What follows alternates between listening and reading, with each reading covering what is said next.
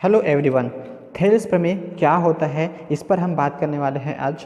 Thales प्रमेय का कथन सबसे मोस्ट इम्पॉर्टेंट हमारा क्या है, प्रमेय है, जो कि परीक्षा में पूछा जाता है कक्षा 10वीं के। तो आज हम देखेंगे थेल्स प्रमेय क्या होता है, कैसे उसे प्रूफ किया जाता है, उसकी उत्पत्ति क्या है। तो चलिए देखते हैं। सबसे पहले उसका कथन दिए है, यदि किसी त्रिभुज की एक भुजा के समांतर बाकी दो भुजाओं को भिन्न भिन्न बिंदुओं पर प्रतिच्छेद करती हुई एक रेखा खींची जाए तो यह रेखा उन दोनों भुजाओं को एक ही अनुपात में विभाजित करती है। तो इसका मतलब क्या है, बहुत ही आसान है, ये देखते हैं यहाँ पर। तो हमने इस जो प्रमेय है उसके अनुसार एक त्रिभुज ले लिया है। यहाँ पर बोला गया है यदि किसी त्रिभुज, तो ये हमने एक त्रिभुज ले लिया। अब यहाँ पर हम इसका नामकरण कर देते हैं। सबसे पहले हम यहाँ ले लेते हैं ए, ये आपका हो जाएगा बी और ये आपका हो जाएगा सी। तो ये ए बी सी, ये हमारा क्या है, त्रिभुज है। अब यहाँ पर देखिए बोला गया है किसी त्रिभुज की एक भुजा के समांतर, तो हम एक भुजा जो है उसको ले लेते हैं। चलिए बी और सी जो है ये हमारा एक भुजा हो गया। अब एक भुजा के समांतर बाकी दो भुजाओं को भिन्न भिन्न बिंदुओं पर प्रतिच्छेद करती हुई एक रेखा खींची जाए, यानी कि इस भुजा के समांतर दूसरा जो हमारा अन्य भुजा है यानी कि ए बी और ए सी, उसे हम क्या करेंगे, दो बिंदु हम यहाँ पर ले लेंगे। जैसे कि हमने यहाँ पर एक बिंदु उनके मध्य में ले लिया, इधर भी हमने ले लिया। अब दोनों को हम लोग क्या कर देते हैं, यहाँ पर बोला गया है भिन्न भिन्न बिंदुओं पर प्रतिच्छेद करती हुई एक रेखा खींची जाए। तो ये हमने अलग अलग बिंदु ले लिया है। अब इसमें हमने क्या कर दिया, रेखा खींच देते हैं इस प्रकार। तब क्या होता है, तो यह रेखा उन दोनों भुजाओं को एक ही अनुपात में विभाजित करती है। तो बोल रहा है कि ये जो हमारा रेखा हमने लिया है इसका नाम हम रख देते हैं डी ई। तो ये जो रेखा है डी ई है जो कि बी सी के समांतर है। तो ये क्या करते हैं, ये जो डी ई रेखा है इन दोनों भुजाओं ए बी और ए सी को वो बराबर बराबर अनुपात में विभाजित करता है, यानी कि ये और ये दोनों ए डी और बी डी दोनों ही क्या होंगे, बराबर होंगे, या ये इनके बराबर है, ये इनके बराबर होगा। इस प्रकार ये हमारा क्या हो रहा है, विभाजित कर रहा है। ऐसा ये थेल्स प्रमेय कहता है। तो चलिए अब हम यहाँ पर देखते हैं उनका जो रचना है। जैसे हमने यहाँ पर रचना किया है तो कैसे हमने किया, तो हम यहाँ पर ले रहे हैं एक त्रिभुज लिया हमने, एक त्रिभुज जो कि ए बी सी है। ए बी सी दिया गया है, चूँकि हमारा कथन में ही दिया है इसलिए हमने लिखा है दिया है। जिसमें हमने क्या क्या किया, तो इसमें हमने किया भुजा जो हमारा बी सी है, ये हमारा जो भुजा है बी सी के समांतर हमने क्या लिया, एक अन्य भुजा लिया। समांतर खींची गई एक रेखा, खींची गई एक रेखा, ये जो रेखा है वो क्या कर रहा है, अन्य दो भुजाओं यानी कि ए बी, अन्य दो भुजा जो है ए बी और ए सी है, तो यहाँ लिखेंगे ए बी और ए सी को क्रमशः किस में काट रहा है, क्रमशः ए बी को डी पर काट रहा है तथा ए सी को ई पर काट रहा है। तो ई पर काटती है, ई पर काटती है। तो ये हमारा क्या है, रचना है, जो भी हमारा चित्र के लिए बोला गया था। अब हमें क्या करना है, सिद्ध करने हैं। तो हम यहाँ पर चलते हैं, हमें क्या सिद्ध करना है। तो यहाँ पर हम लिखेंगे सिद्ध करना है।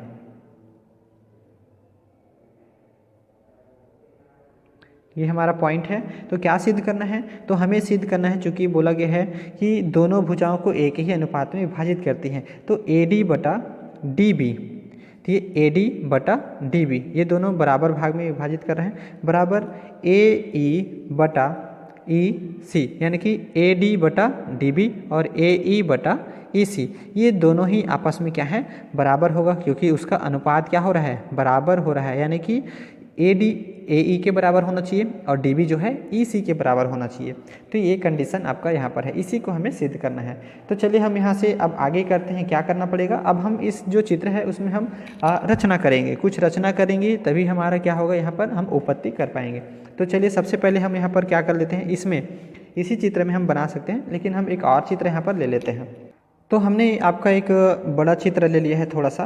तो यहाँ पर देखिए अब इसमें रचना हम क्या करते हैं, तो B को हम क्या करेंगे, E से, और C को D से मिलाएंगे। तो यहाँ पर लिखेंगे भी B को E से तथा सी को डी से मिलाएं। तो यहाँ पर हम चलते हैं, बी को ई से मिलाते जाएंगे इस तरह से, ये हमारा रचना है। इसी तरह सी को डी से मिलाते हैं, ये इस प्रकार हमें क्या करना है, रचना करना है। अब आगे चलिए हमें क्या करना है, तो नेक्स्ट हम करते हैं डी एम। तो यहाँ पर हम क्या करेंगे, डी से यानी कि ए ई भुजा पर लंब डालेंगे एम। तो यहाँ पर हमारा डी एम, इसको हम ले लेते हैं लंब इस प्रकार से, ये आपका इस पर लंब डाला है। और वैसे ही ई से लेते हुए हमने यानी कि ए डी पर हमने लंब डालेंगे, तो ये हमारा हो जाएगा इस तरह से। तो इसका नाम हम क्या रख देते हैं, एक हमारा हो जाएगा, इधर हम रख लेते हैं एम और इधर हमारा एन। तो हम यहाँ पर बताएंगे क्या हो जाएगा, डी एम लंब होगा ए सी पर, यानी कि डी एम ये क्या है, लंब है जो कि 90 अंश का कोण दिखाता है। तो ये लंब है किस पर है, तो ए ई पर लंब है, यानी कि डी एम लंब है। ए ई बोल सकते हैं या तो पूरा ए सी बोल सकते हैं। तो हमने यहाँ पर पूरा लिख लिया है, ए सी पर ये क्या है, लंब है। इसी तरह हमारा देखिए यहाँ पर भी क्या हो जा रहा है, ई एन, यानी कि ये जो ई एन है ये भी क्या है, लंब है किस पर, तो ए बी पर लंब है। तो यहाँ पर लिखेंगे ई एन लंब आपका हो जाएगा ए बी। तो इस तरह हमने क्या कर लिया, लंब खींचा। तो ये देखिए ध्यान से इसको हम लोग करना है। अब हम आगे चलते हैं, अब हमारे पास अलग अलग क्षेत्रफल यहाँ पर तैयार हो चुके हैं। तो सबसे पहले हम ले लेते हैं, चलिए इस चित्र के अनुसार हम आगे बढ़ते चलेंगे। तो चूँकि जो हमारा क्षेत्रफल है ए डी ई त्रिभुज का, तो यहाँ लेंगे त्रिभुज ए डी ई। देखिए इस चित्र में ए डी ई, तो इस चित्र में हम क्या कर रहे हैं, इसका क्षेत्रफल ले रहे हैं। तो ए डी ई का क्षेत्रफल, अब क्षेत्रफल का सूत्र क्या होता है, त्रिभुज का क्षेत्रफल का सूत्र होता है 1/2 गुणित आधार गुणित ऊंचाई। ये हमारा क्या है, त्रिभुज के क्षेत्रफल का सूत्र है। तो ए डी ई त्रिभुज में 1/2 तो रहेगा, आधार क्या है, तो ए डी ई, इसमें हमारा जो आधार है वो हम ले सकते हैं ए डी, और उसका जो लंब है वो हम ले सकते हैं ई एन। तो ये इस पर हमारा देखिए लंब हमें ध्यान देना है, ए डी हमारा आधार है, क्योंकि इस पर लंब डला हुआ है, आधार पर ही लंब डाला जाता है। तो यहाँ पर हम देखेंगे आधार हो जाएगा ए डी, और इसकी ऊंचाई, ऊंचाई का मतलब होता है जो लंब है। तो ये आपका ऊंचाई है, इस त्रिभुज का टोटल ऊंचाई यहाँ बताया जा रहा है ई एन, तो यहाँ लिखेंगे ई एन। तो ये हमारा क्या है, त्रिभुज ए डी ई का क्षेत्रफल 1/2 गुणित ए डी गुणित ई एन। अब नेक्स्ट हम चलते हैं यहाँ पर, जो हमारा त्रिभुज ए डी ई है, तो ए डी ई को हम क्या कर सकते हैं, इसका जो क्षेत्रफल ए डी ई है उसको हम लिख सकते हैं, आपका एरिया लिख सकते हैं, यानी कि क्षेत्रफल को हम एरिया से व्यक्त कर सकते हैं। तो त्रिभुज ए डी ई को हम यहाँ पर लिखते हैं ए आर, यानी कि एरिया ए डी ई, इसे हम व्यक्त कर देते हैं, यानी कि 1/2 गुणित ए डी गुणित ई एन। तो ये हमारा हो गया area of A D E बराबर 1/2 गुणित ए डी गुणित ई एन। इसी तरह हम नेक्स्ट लेते हैं area of B D E. पहले हमने लिया ए डी ई लिया, अब हम लेते हैं बी डी ई। तो पहले हम इस त्रिभुज को लेंगे, फिर इसके बाद हम इधर का एक एरिया हम ले लेते हैं, ये हमारा एरिया हम ले लेते हैं। ध्यान दीजिएगा, ऐसा निशान आपको नहीं लगाना है, हम सिर्फ इंडिकेट करने के लिए बना रहे हैं। तो ये एरिया हमने लिया, कौन सा त्रिभुज, बी डी ई। तो यहाँ ले लेंगे area of B D E. तो जब इस त्रिभुज की बात करते हैं तो यहाँ पर भी हमारा क्या हो जाएगा 1/2, और डी बी हो जाएगा किसके स्थान पर, ए डी के स्थान पर। तो यहाँ पर हमारा ए डी के स्थान पर हो गया डी बी। तो ये सेम एरिया है, बराबर है दोनों, इसलिए हम यहाँ लिखेंगे आपका डी बी गुणित ई एन के स्थान पर हमारा क्या हो जाएगा, ई एन ही आ जाएगा, क्योंकि आधार और ऊंचाई तो यही बता रहा है। तो ये हमारा क्या है, ई एन। तो ये हमारा 2 हो गया। ए डी ई को हम लिख सकते हैं A D, area of A D E, और उसी तरह हम लिख सकते हैं एरिया बी डी ई। तो जब पहले हमको इन त्रिभुज को लेना है एक इनके साथ, फिर नेक्स्ट हम आते हैं, इसी प्रकार आधा काम हमारा ये हो गया। इसी प्रकार हम नेक्स्ट वर्क करेंगे। इसी प्रकार हम यहाँ पर देखिए ले रहे हैं एरिया ए डी ई, फिर से ले रहे हैं ए डी ई, इसका एरिया ले रहे हैं। तो इसमें पहले हमने लिया था इसको आधार मानते हुए, अब हम लेंगे इनको आधार मानते हुए। तो यहाँ पर हमारा जो है क्षेत्रफल हमारा हो जाएगा 1/2 गुणित ए ई, क्योंकि आधार है आपका तो ए ई हो जाएगा, और ऊंचाई अब यहाँ से हम नापेंगे इधर, तो ये हमारा हो जाएगा ऊंचाई डी एम। इसी तरह जब हम इस त्रिभुज को आधार इधर को मान रहे हैं तो हम इधर के हमारा जो क्या है त्रिभुज है उसको लेंगे, यानी कि त्रिभुज एरिया ऑफ हो जाएगा DEC, DEC यानी कि इस त्रिभुज के बारे में हम बात कर रहे हैं। तो यहाँ पर हमारा एरिया क्या हो जाएगा, सेम इसी की तरह 1/2 गुणित हो जाएगा EC गुणित DM। तो ऊंचाई तो वही रहेगा, इसमें कोई परिवर्तन नहीं होगा, ऊंचाई इसके लिए नापा गया है इतना ही ऊंचाई रहेगा क्योंकि ये सेम ऊंचाई है आपका। अब चूँकि उसका क्या है EC AE के बराबर है, यानी कि AC जो है EC के बराबर है, दोनों को हम रख सकते हैं।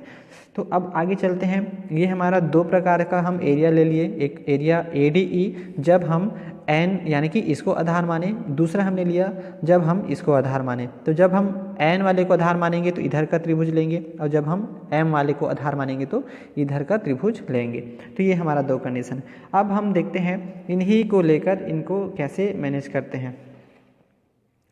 इसलिए देखिए हमने दोनों को यहाँ पर शो कर दिया है, पहले वाला और ये दूसरा वाला, ठीक। अब हम चलते हैं इसका हम क्या लिखेंगे, हम यहाँ पर कर सकते हैं, इसलिए ऊपर दोनों को डिवाइड, तो यहाँ पर एरिया ऑफ ADE और बटा हो जाएगा एरिया ऑफ BDE।